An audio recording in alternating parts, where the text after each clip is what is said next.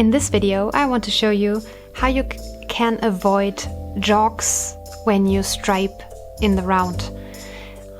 Usually you only have these jogs, how you call them, or these steps in striping when you stripe 2 or 1 rows. If you make color blocks like this, like here, or like here, it's not really noticeable. But with small striping, it's very annoying, and today I want to show you how you can avoid that. I can show you how well this technique works. Okay.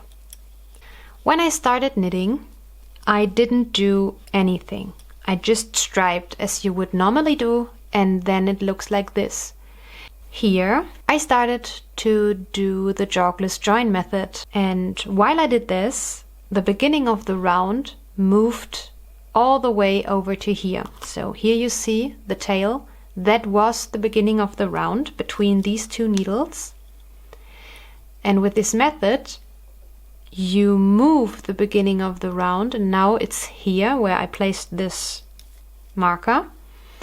And you can see there are no jogs. Perfect stripes.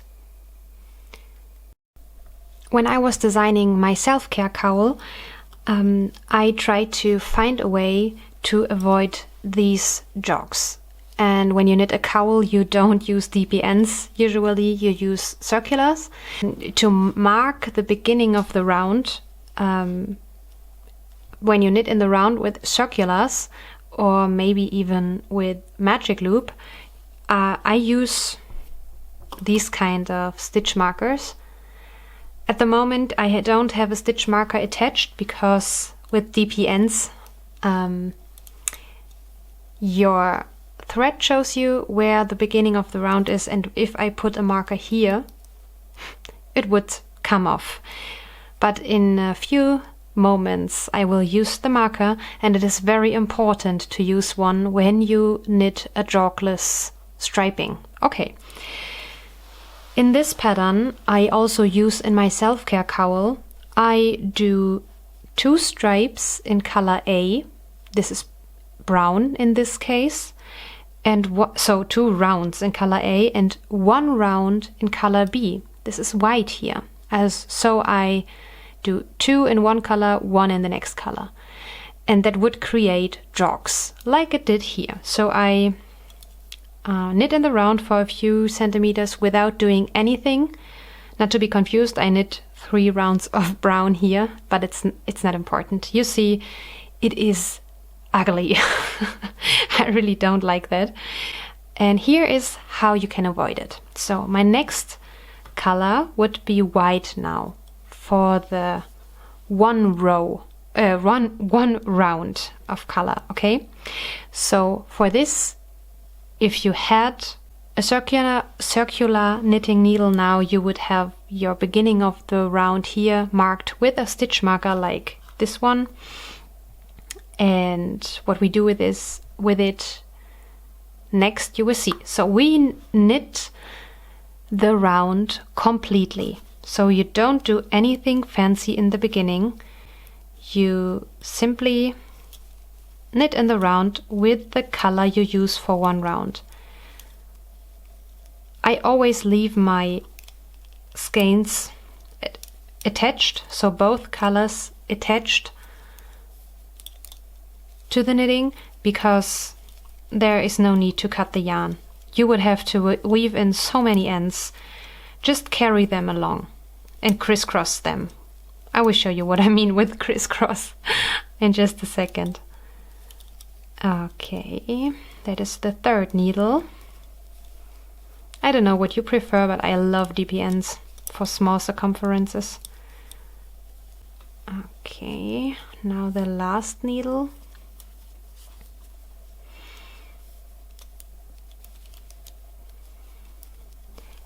Okay, now I have finished the round.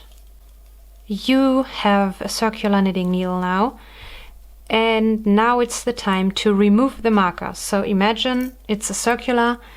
I would have reached the marker now. Now you put off the marker and I need more yarn. And now you go under the stitch. Wait. You go into the round before, under the first stitch of your last round. This was your first stitch of your last round in color, in the white color. You go under this stitch and lift the right leg of the V of the stitch. Wait. Okay. You lift this and put it onto the left needle. Okay.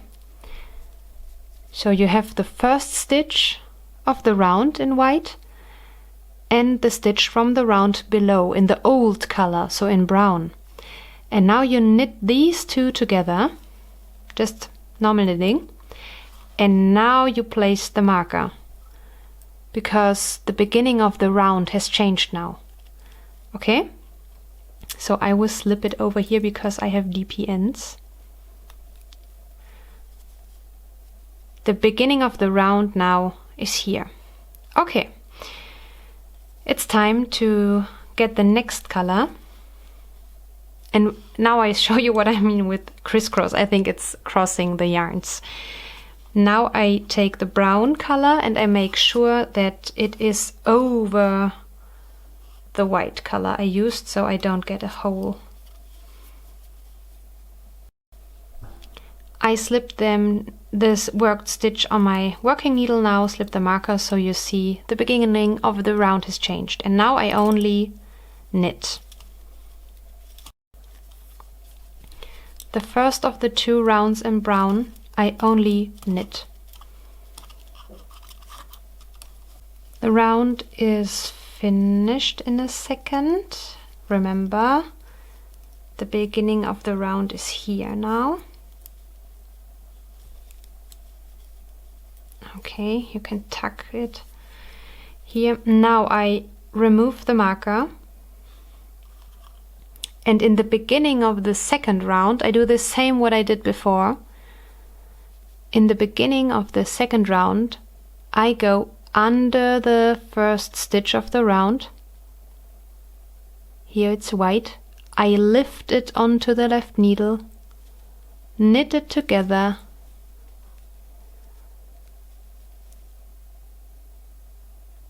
and the beginning of the round has changed.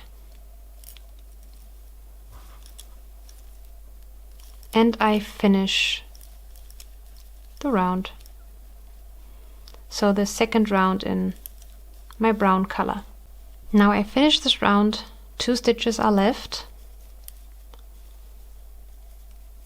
I slip the marker and change to my white color.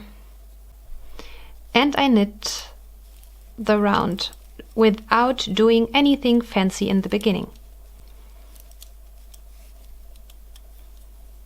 You will find the written instruction for this technique under this video.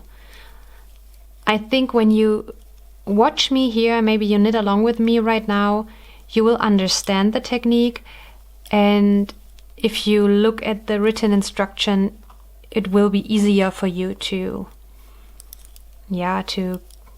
remember that. So if you watch this video and then a few months later you just have a look on your written instructions, you already know, yeah, I know how it's working. And you don't always have to put on this video when you knit in stripes. Okay, 2 more stitches. Now you remove the marker, because we will change the beginning of the round again. You will lift the right leg of the V from the round before onto the left needle.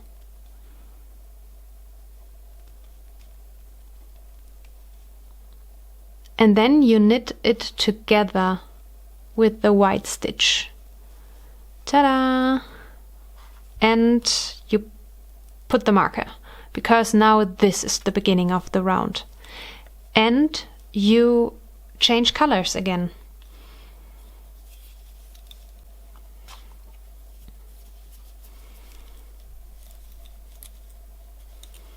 and you knit a whole round in brown in my case, without doing anything fancy. And in the beginning of the second round of this color, we do this technique again. 3 more stitches. You always can tag it if it comes a little bit loose. Not too much, don't tag it too much or pull it too much. I remove the marker. It's the beginning of the second round of brown, so I remove the marker. I lift the stitch below onto my left needle and knit it together with the brown stitch, and I put the marker on because the beginning of the round has changed. You can already see this is how here until up to here it's the wrong way, or the without a certain method, the stripe knitting, and here starts our method, and you see how pretty this is. And this method also works if you only do 1 round stripes. So I just knitted off camera. Here was the beginning of the round last time, and now the beginning of the round is here. I did the same thing, so I only used the technique we before used with white, and as you can see, no jogs. Perfect stripes. So I hope you enjoyed this video. If you are interested in these markers, I make them myself. I really like them. They are so colorful. I offer them in golden and with golden and silver rings in my Etsy shop, Anna Knit Yarns. I can link it in the description box below. I love gold, you know, and it's not so easy to get golden stitch markers. And especially for the techniques like these, I can't use stitch markers who have these pretty charms dangling down. I use these pretty charms always for progress keepers. So if you are interested, a set of 15 of these markers in my shop, Anna Knit Yarns, for €8.